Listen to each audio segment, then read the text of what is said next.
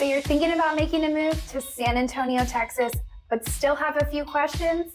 You've come to the right place. In this video, Steve and I are going to go over the top 5 most frequently asked questions along with the answers. Let's get after it right now.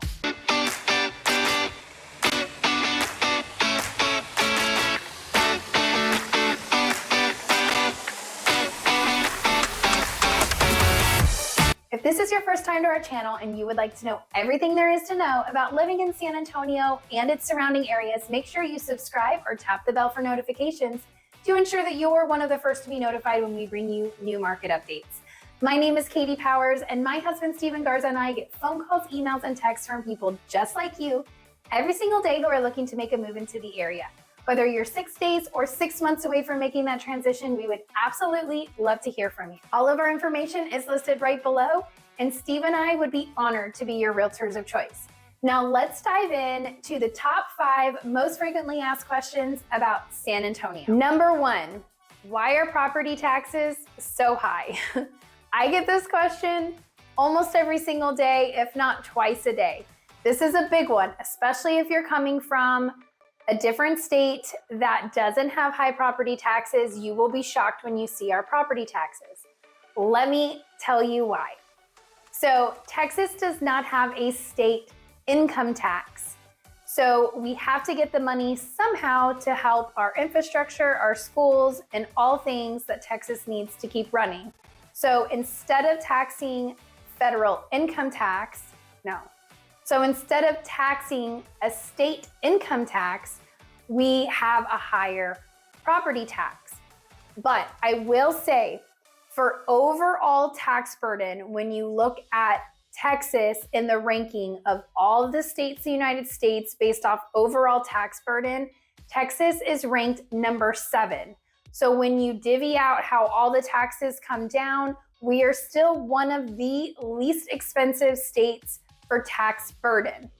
I do want to point out that we do have a sales tax.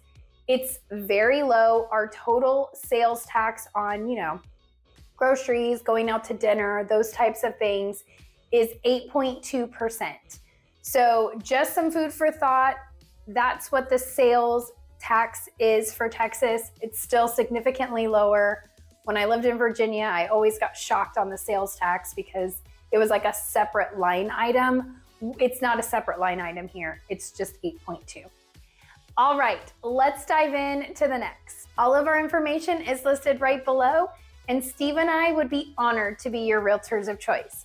Now let's dive in to the top 5 most frequently asked questions about San Antonio. Question number 2, what is the average cost per month for utilities? Now, this is a tricky one to answer because it can depend on the efficiency of your home, right? If it's brand new, it's going to be way more efficient than, say, one of my 1965 homes, right? Unfortunately, the products today are just so much better than the products in the past. Windows, especially, installations come a long ways. And so you got to take that into account. But what I did to give you an average or a baseline to kind of go off of, I took our house, 2,600 square feet, built in 2000. It's older. We have original windows, but they still work really well.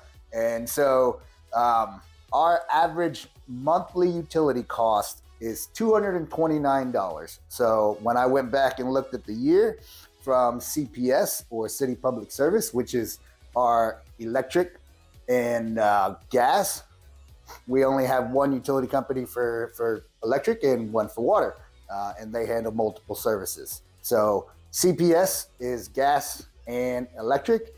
And so when I went back, it averaged out to $229. In the summer, I was paying low 300s. And that also depends on where you keep your AC. So this is a lesson that a lot of people learn. If you're going to keep it at 72 in the summer, your unit's going to constantly turn over, thus driving the bill up. So a lot of my out-of-staters, they learn this the hard way. So just be conscious of it. During the summer, you just got to be conscious that, you might keep your thermostat around 76, 77. I know it's hot, but our homes here are built to keep the AC in. And so when it does warm up, we cool down the house and it becomes, so when it does warm up, we try to cool down the house, but not have that AC system turn over so much. Next, water. But also keep in mind, Katie and I do not have gas at our home. So that would be lumped in with the electric bill. So if you have gas, it's minimal usage, right? Water heater, gas cooking, if you have gas cooking in your house. So you can probably add an extra 10, 15 bucks per month to our baseline average of $229. Next, water. The average water bill is between $60 to $70. That's in our household. And that's a family of 5 with common usage, washing dishes, laundry, dishwasher, showers. But you also take in with SAW or San Antonio, they take in trash, sewer, and water if you live in the city. Now I took it one step further and Googled on our best friend the internet what average trash service is if you're not inside the city, if you're right outside the city. It came out to like $29 a month, so that's nominal too, but something to keep in mind. But back to water, 70 bucks, 60 bucks a month, give or take, unless you're using a sprinkler system. We do have water restrictions here, and you can water once a week, depending on you can water once a week, and that depends on the day of your address. The last digit determines the day you can water on. But if you're gonna be running that sprinkler system often, then that water bill is definitely gonna go into the triple figures, 100 plus. I remember when I bought a house that had a sprinkler system, I didn't realize that the owner was watering a ton. And I got a $500 water bill in the mail and I was not happy. Needless to say, I cut that down to once a week. A lot of people will fudge the system and water at 2 or 3 in the morning so they can keep their grass nice and pretty. You can tell who those people are when you drive through the neighborhood, but 70 bucks, good baseline, give or take 10 bucks. All right, question number 3 is, where should I buy a home in? What area of town? Now, this is a very tricky one because it's really gonna depend on you and your specific circumstance. So a lot of people will choose based off schools. That's a big one. School districts here in Texas, where you live is where your kids get routed to the school. So you'll definitely want to look based off school districts if that's a big one. Or commute. Do you want to be close to work? Do you want to be far away from work? Do you want to commute to work? Some people really do want to commute. So it just depends on your specific need. Again, all of Steve and I's information is listed right below. This is something that Steve and I will help you figure out exactly what part of town works best for you and your lifestyle. But generally speaking, Steve and I work northwest to northeast of San Antonio. And if you watch some of our map videos, you'll get a really good idea. I-90 kind of turns into I-10. It's kind of our boundary. Do we sell below I-90 and I-10? Absolutely. There's a lot of great neighborhoods like Mission Del Lago and Solana Ridge and things that are south of I-90 and I-10 that we still sell in. But predominantly speaking, we sell north of I-90 and I-10, all the way from Castroville up to Bulverde and Spring Branch, and then over to the east side as well, as far as Lavernia, Seguin, New Braunfels, all of those things we work. Again, give us a call, shoot us an email or text, and we can dive into your specific needs as a family and make sure that we point you in the right direction of what would work best for you and your family. All right, so question number 4. What kind of wildlife do you have in San Antonio? The first big one I always get, I just got this one the other day from someone who was coming in to look at new construction. And his first question, when we saw the trees and the rocks, it was snakes. What kind of snakes do you have, and do you see them often? All right, I'm a snake guy. So I worked at a snake farm, Texas' largest privately owned snake farm when I was in high school. It might still be, I do not know. but it's out in Bernie, where I grew up. And I also grew up on 2.2 acres, and we paintballed a lot in the backyard. Now, this doesn't mean the snakes don't exist, right? They're all over Texas. They're pretty much all over every state, if I had to guess. And you do want to be conscious of them, like if you're hiking at a big natural park like we have down the street from our house. I do look out for snakes, especially when I'm with the kids, right? But I grew up on 2.2 acres and we never found a snake. Occasionally we would come across a garden snake. Those aren't gonna hurt you. They're gonna slither away from you just as fast as you're away from them. I do occasionally see little snakes in the yard, but they're gone too. So we did recently see a coral snake that was smushed from a car. So they are here, right? It's something you gotta be conscious of, but most people I know have never seen a snake in the wild and never seen a poisonous snake, especially in the wild. So just be conscious that they're there. If you're gonna have kids over and you have a 1 acre piece of property, go walk the property. You know, you can just move the snake along with the stick, or call somebody. They'll happily come out and get them and they'll sell them. So that's snakes. All right. Our subdivisions do have varmints. We have possums, skunks, armadillos, squirrels. So those do exist in pretty much every subdivision in San Antonio. You're never going to get rid of those guys. They know how to hide. San Antonio has a highway system for our water. It's where we do a lot of parks, natural walkways. So because we get very little rain, and so they turn those natural waterways into long trails that you can ride. There's one all the way around San Antonio now. I think it's a total of like 100 miles. It's crazy. But the varmints will live in there, and they do come in behind the neighborhoods or between neighborhoods, and they'll come into your yard and tear it up a little bit, dig little holes as the skunks do, and the possums trying to look for worms. Be conscious that they're there. Raccoons are here too, so make sure you seal up your house so they don't get into the attic. Squirrels and raccoons love to get into the attic. So once a year, walk around your house, make sure nothing's punched a hole in the siding or in the soffit that can get into your home and destroy your attic. Those do live here. I'm sure they're in every city. I've never lived in another city, but I can tell you they are definitely in San Antonio. But they'll always leave you alone. All right, we do have a lot of deer. So deer are pretty prevalent in San Antonio. If you're driving in specific subdivisions, they're there. They come into our yard almost every night and eat my grass. So I love the deer. It is what it is. It depends where you live, and if you have parks around you, you're gonna have deer.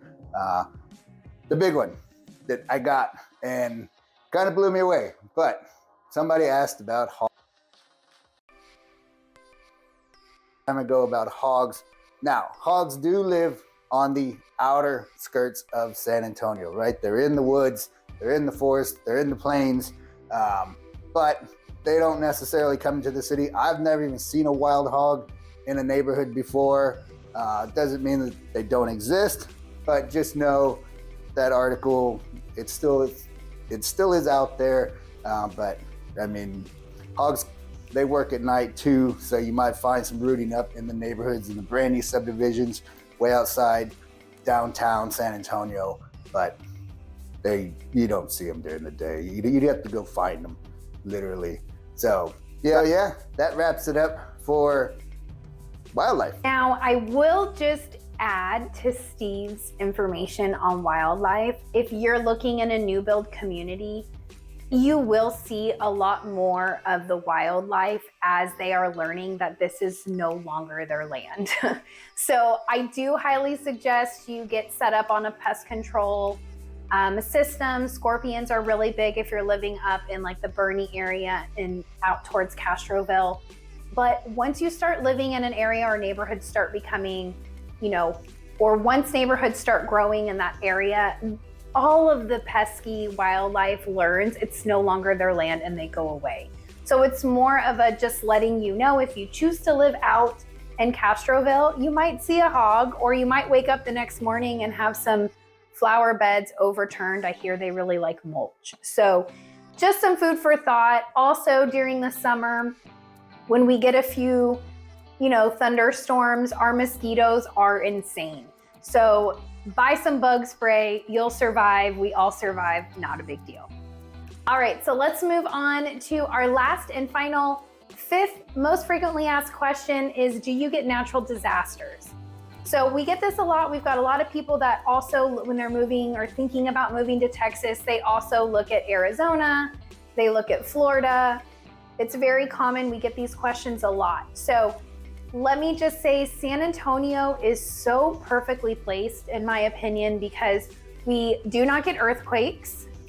We do not get tornadoes because we are surrounded by the hill country. So the hills really protect us from tornadoes. You will see tornadoes in Texas. It's usually either more south of San Antonio where the land is flat, or more north through the hill country. Once you get through the hill country, into North Texas, it does become more flat. So you do see, tornado alleys, Oklahoma. So in between Texas and Oklahoma on that big stretch where it is flat land, you do tend to see tornadoes there, but not in San Antonio. They're very few and far between, and usually very south of San Antonio is usually what we see. So no earthquakes, no tornadoes. We do get hurricanes. However, we are so far inland that the tornadoes really just bring us, or we are so far inland that the hurricanes really just bring us rain. So as horrible as it sounds, when Steve and I hear that there is a hurricane in the Gulf of Mexico, we actually get really excited because it means we're gonna get rain and we're gonna fill our lakes and we don't have to water our grass because our grass is gonna be green from the rain. So we really look forward to them. Obviously, it's horrible for those on the coastline that do get hit. We are not looking forward to that devastation whatsoever, but it does bring us rain here in San Antonio that we desperately need all the time and don't get enough of. So we do hear about hurricanes, but even then, by the time they hit us, they're usually tropical storms, if that. And the mile per hours on winds are really never above 30 to 40. So you don't have to worry about your roof when it comes to hurricanes in San Antonio either. Now, the one natural disaster that we do get here and there is hailstorms. So because we are so hot in Texas, every now and then when we get a cold front come through or a storm, it will bring us hail. So you'll just want to make sure to check your roof after we have a storm. If you hear about hail, that's why we have homeowners insurance. You'll want to check with your homeowner's insurance. And believe me, if there has been a hailstorm in the area, your homeowner's insurance will most likely be reaching out to you. So just keep that in mind. That's really the only thing we see, and it's every here and there. I mean, I haven't seen a big hailstorm probably for 2 years here, but when we get them, we get them. So it is something that you want to think on, especially when you're purchasing a home. That's why we do inspections, to make sure you don't have current hail damage before you purchase the home, right? So I hope this was helpful for you guys. The only other thing I really want to hit on would be weather. It's hot. Let's just be honest. It's Texas, it's hot. It's summer pretty much year round. We have about 2 to 2.5 months a year where it gets colder. So January and February are definitely our coldest months of the year. Sometimes it goes into March, but really like by spring break, we're kind of warm already. And by warm, I mean like upper 87s.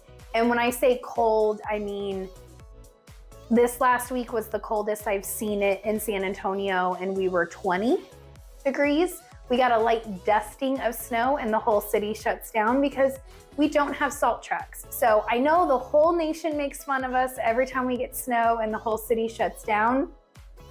But the truth of the matter is, here in Texas, we're just not equipped for snow because we rarely ever get it, especially San Antonio. So if your kids like snow days, they'll definitely get them here in San Antonio, and you won't really see snow, you'll just see ice, and then they shut the whole city down. So really 2 months a year, 2.5 months a year to expect winter, which in some places would be your fall. And trees don't change colors here. We're pretty much green year round. So also something to think of, because I've had a lot of clients fly in and they're like, oh my gosh, it's December and it's still green. Cedar doesn't change colors, neither does oak. So that's pretty much what we got here. It stays green year round. Every now and then we'll lose leaves, but really not very much. So that is what we have for you. You'll want sunscreen if you move here. Just know we look for bodies of water to cool off during the summer, which is why we love our rain. So bug spray, sunscreen. That's what you'll need when you move to Texas. So hope this was helpful for you guys. Hope you enjoyed it. If there's any other questions you can think of that you would like answers on from us locals, whether it's about Texas or real estate in San Antonio, Steve and I are here for you. Whether you're 6 days or 6 months away from that move, we're here for you. Reach out to us, leave us a comment, share our post if you found it helpful as well. And we thank you so much for tuning in, and we will see you guys on the next one.